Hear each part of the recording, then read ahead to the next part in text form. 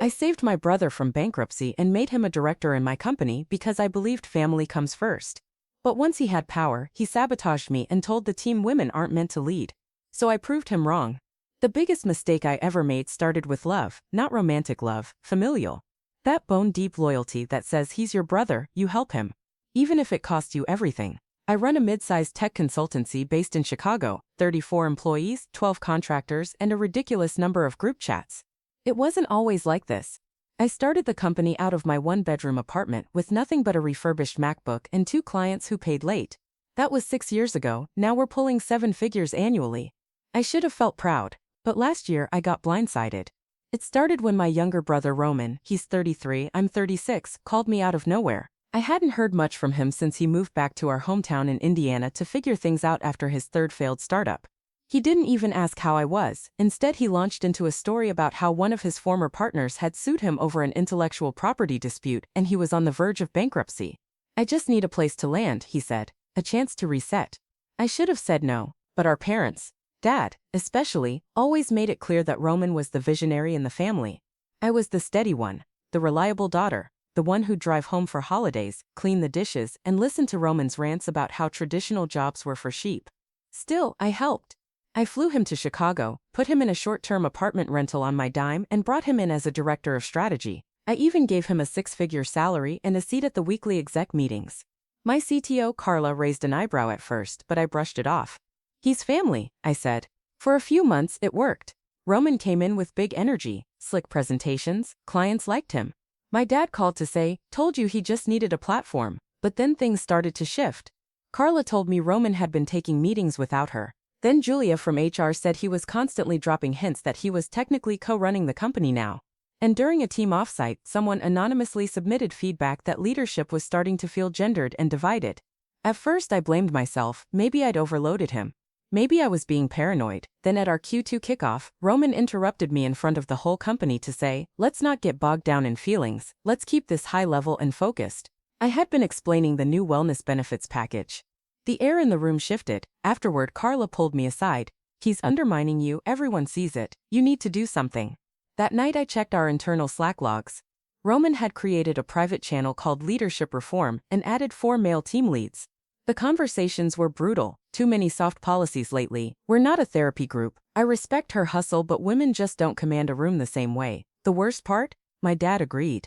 When I called home to vent, he said, don't take it personally. He's just trying to bring a little backbone to the company. Maybe your style's too emotional. I didn't cry, not then. But the next morning, I sat in my office staring at a photo of my parents on my shelf. Mom smiling weakly, arm around Roman, and I felt something crack. That was the moment I stopped being the good daughter.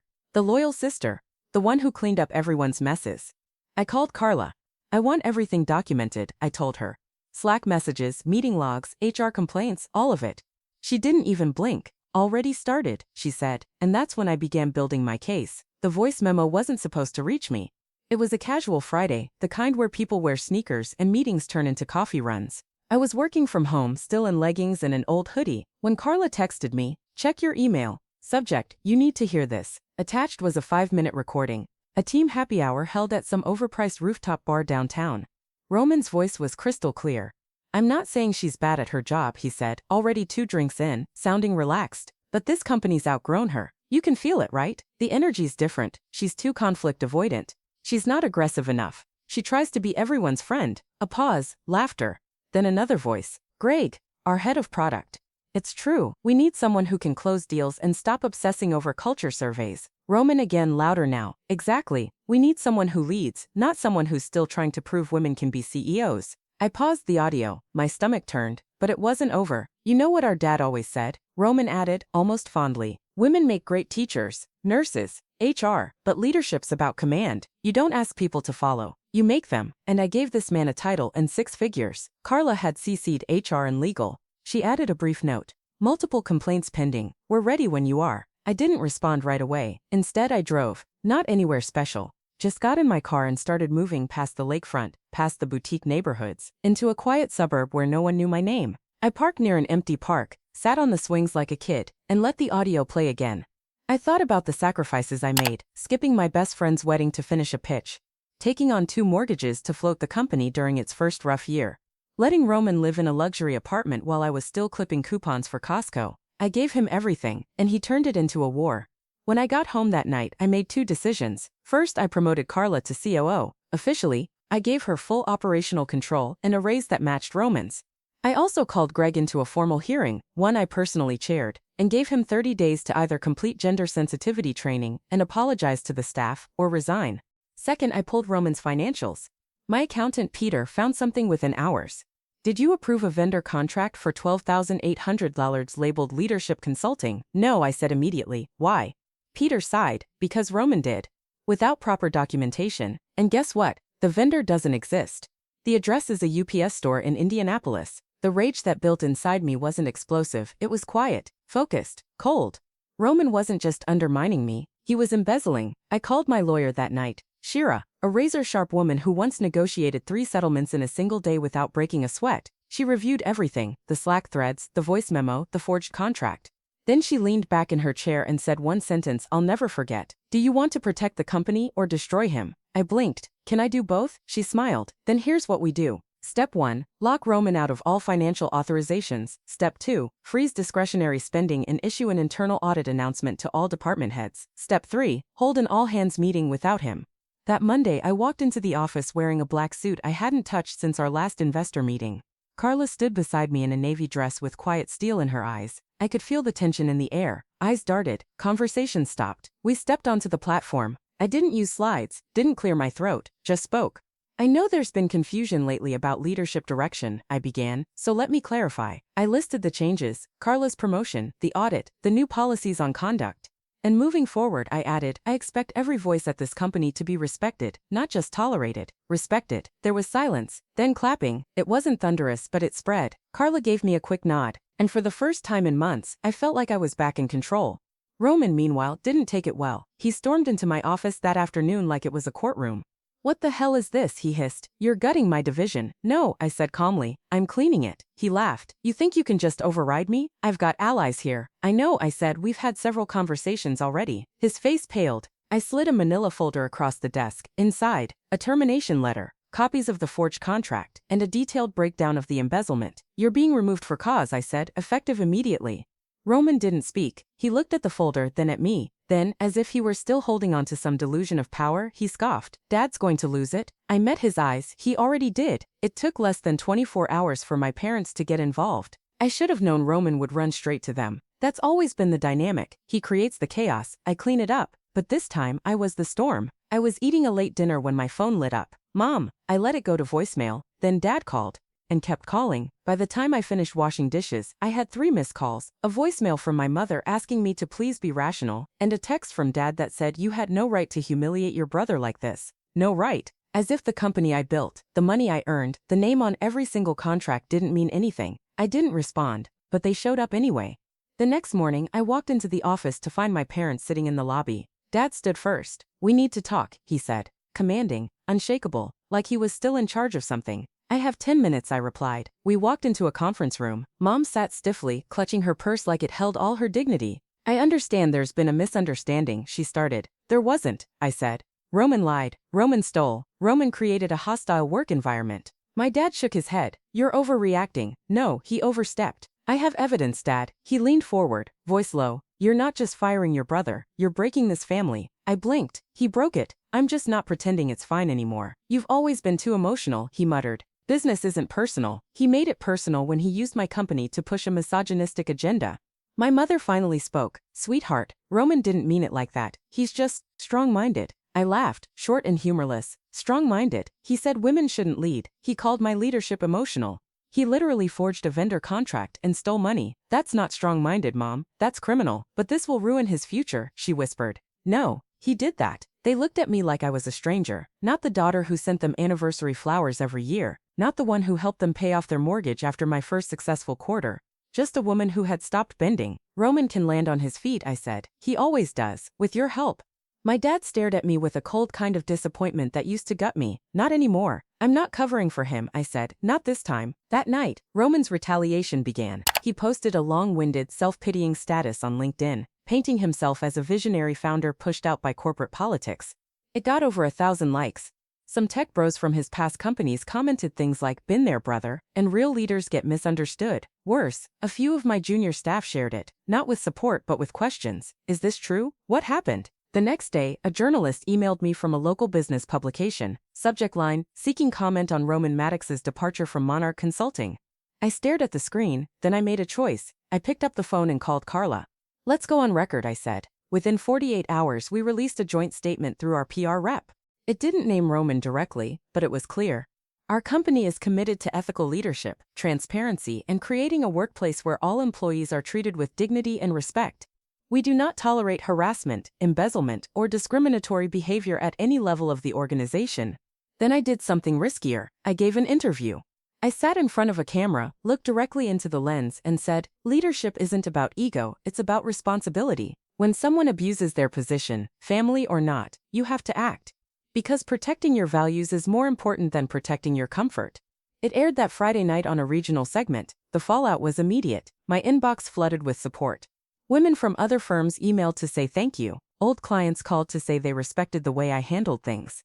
Even one of Roman's former co-founders from his second failed startup messaged me privately. "He did the same thing to us. I wish we'd had your guts." But it wasn't all applause. Our parents stopped speaking to me. Mom sent one final text. "We're heartbroken. I hope you're proud of what you've done." I didn't reply, and I realized something. I wasn't just proud, I was ready. Ready to stop letting guilt define my decisions. Ready to show everyone, including Roman, what real leadership looks like. So when the company retreat came around the following week, I didn't cancel it. I turned it into a reckoning. It was already on the calendar, half-day off-site, some catered food, light team building. Roman had been scheduled to give his usual speech on executive alignment. He even had the design team working on slides with titles like "Restoring Leadership Standards." I quietly pulled rank and took the keynote, then I rewrote the entire deck. The retreat was held in a beautiful loft downtown, tall windows, brick walls, long oak tables. Our staff showed up in jeans and sneakers, joking over breakfast sandwiches and cold brew. Roman strolled in 10 minutes late, wearing a blazer like he was still in charge of something. He gave me a nod. I gave him nothing. "Thanks for being here," I said to the team as I stepped up front. "Before we jump into company updates, I want to start with a story." Click. What does leadership look like? The slide showed a photo of my first apartment. Fold-out desk, coffee-stained carpet, whiteboard covered in scribbles. "That was our HQ in 2018, I said. "That was Monarch before we had a name." I clicked again. Photos of our first product launch, our cramped second office, me asleep on a couch during a client deadline. The team chuckled. Then I clicked again. Now here's what happens when leadership gets hijacked. The laughter died. Up came a Slack screenshot. Roman's private leadership reform thread. Highlighted were the words, "She's too soft. Companies need alpha energy, not HR hugs." There was a long stunned pause, then another slide, audio transcript, dated and timestamped, of Roman at a happy hour. "She's not someone people follow. She's just a woman trying to prove she can run a company." A few people audibly gasped. Someone whispered, "Jesus." I didn't flinch. "I gave someone close to me a second chance," I said, "and he tried to turn this company into a stage for his ego." Click. Fake contract, forged vendor, $12,800. There it was, proof of the embezzlement. A screenshot of the non-existent consulting firm, complete with fake address and ghost invoices. "This wasn't a mistake," I continued. "It was a pattern of disrespect, dishonesty, and manipulation." Roman didn't move. He sat frozen in the back row, jaw clenched, eyes darting. I let the silence stretch, then I looked up. But here's what leadership actually looks like. Click. Photos of Carla leading a strategy session. Jordan from finance celebrating his first bonus. A candid shot of our dev team hugging after launching an impossible feature ahead of schedule. Leadership is responsibility, transparency, building trust when no one's watching, and that's what this company will be moving forward. The room erupted in applause, slow at first, then loud, and Roman. He didn't stand, he didn't clap, he didn't even make eye contact. He just sat there as everyone around him rose, not for him but without him. He left the building without a word, and from that moment on Roman Maddox was a ghost in his own story. His badge was already deactivated, his company email locked, Slack access revoked, no formal announcement, no HR meeting. He wasn't fired, he was erased. The next Monday, his old desk was empty. No one asked why, and no one missed him. The fallout was instant. Morale shot through the roof. Clients who had drifted returned. Internal promotions jumped. We landed a new deal with a fintech client that had been dragging for months, sealed after they saw the press piece about our leadership values. Our Glassdoor rating went up, so did applications. But more than stats, something deeper shifted. People walked taller, spoke more freely, trusted that this place meant what it said on those mission posters. And me, I finally stopped apologizing for the way I led. Update 3 weeks later, Roman resurfaced. New city, new company, new title, head of strategic growth. He posted a filtered photo of himself shaking hands with his new CEO. The caption was smug, "You can't cancel a real leader, onward." I stared at it for a full minute. Then I opened a private tab, found the company website, wrote a short email, attached no opinions, no insults, just facts. Screenshot of the forged contract, Slack logs, audio transcript, and a simple closing line. I believe in second chances, but only if they're earned. Do what you think is right. Then I hit send. Roman deleted the post after 3 days. By then I already knew my email had landed. No one replied, but his new company quietly updated their Meet the Team page. His face was gone. The link to his speaking engagement in Austin, dead. Vanished overnight. Then someone forwarded me a Slack screenshot from inside the company. I didn't ask who. We appreciate everyone's patience. Following an internal review, we've identified a lapse in our onboarding process. Effective immediately, Mr. Roman Maddox is no longer affiliated with this organization. No explanation, no fanfare, just erased. I knew he'd be furious. I knew he'd try to pivot, and he did. That same evening, a woman I knew from college, now a partner at a VC firm, texted me, "Hey, just got a deck from someone named Roman Maddox. You two related?" I stared at the screenshot she attached. It was a pitch for a new startup, a workplace ethics platform powered by blockchain, and buried in the copy were lines lifted directly from my retreat speech, word for word. I didn't tell her what to do. I didn't have to. She replied 10 minutes later. "Yeah, we passed." A week later, Roman tried again. Another company, new city, another rebrand. But something had changed. Everywhere he went, someone recognized his name. Every recruiter Googled him. Every investor checked references. Every time he tried to relaunch, someone quietly, calmly closed the door. Not because I asked, because the truth travels, and his reputation had finally caught up. It's strange how endings happen. Not with a bang, not always with a headline or courtroom drama. Sometimes it's just silence. No callbacks, no job offers, no one who believes the story you're selling. That was Roman's final lesson. He didn't get sued. He didn't go to jail, but he lost the one thing he'd always used to his advantage, his image. And this time, no amount of charm or deflection could save him. He thought power was something you take. I showed him it's something you earn, and once you lose it, you don't get it back.